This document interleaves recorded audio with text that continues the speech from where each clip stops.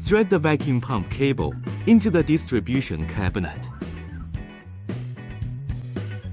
Tie a knot on the cable to prevent it from falling off due to external forces. Connect 3 live wires to the terminals.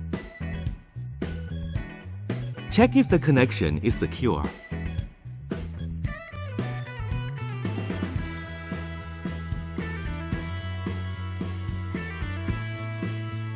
Click the vacuum button at the bottom of the screen.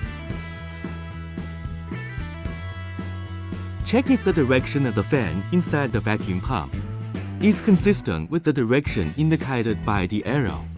If inconsistent, swap the positions of any 2 live wires. If consistent, the vacuum pump wiring is completed. Thread the dust collector cable into the distribution cabinet. Tie a knot on the cable to prevent it from falling off due to external forces. Connect 3 live wires to the terminals. Check if the connection is secure.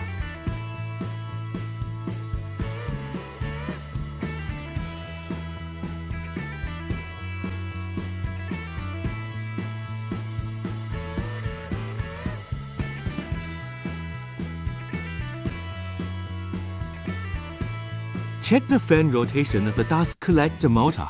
Counterclockwise is correct. If rotated clockwise, swap the positions of any 2 live wires. If rotated counterclockwise, the dust collector wiring is completed.